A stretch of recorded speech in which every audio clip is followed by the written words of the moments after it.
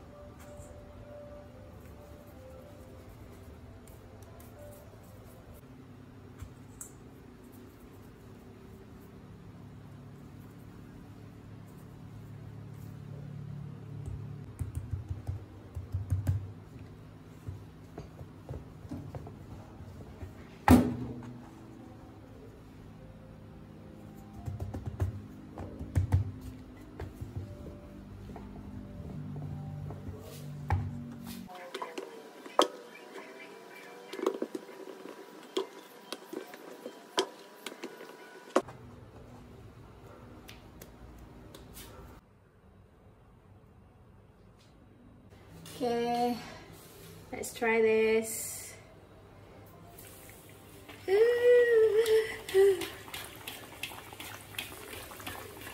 It's coming.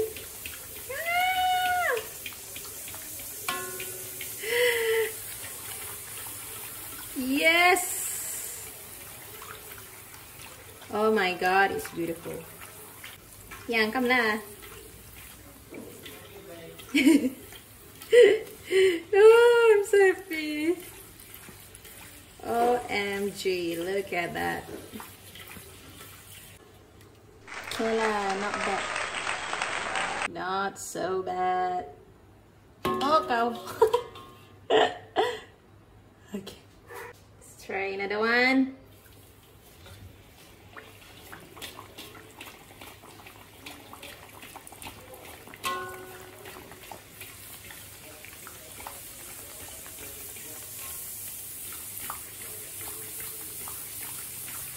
Yay! Alhamdulillah.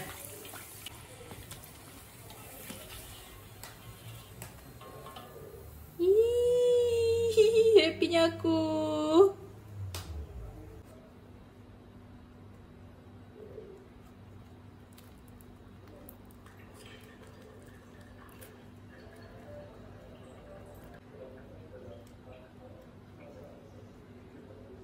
There you go. Roti Puri and Kuah Sardin by Kak SUGU Pavithra. Thank you. Please keep sharing your recipe. Looks really delicious and I bet this one is also really delicious. So let me give Rafi taste macam mana.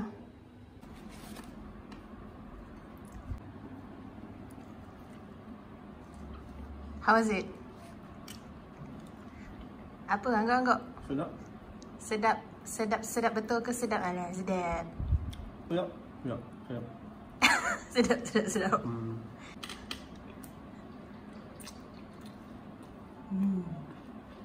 So, lulus? Okay, lulus. Sedap. Boleh buat lagi ke? Okay, say bye-bye. Oh. Cepatlah aku cakap. Please subscribe to my wife channel.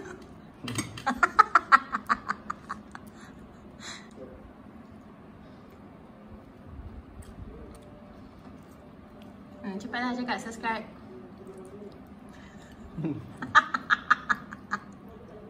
Cepatlah. Dah. Subscribe guys. Bye-bye je, bye-bye. Dia boleh bye-bye.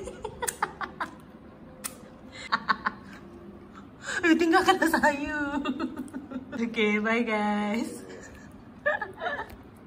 Thanks for watching. Don't forget to like and subscribe to our channel, Lady of the House. Bye.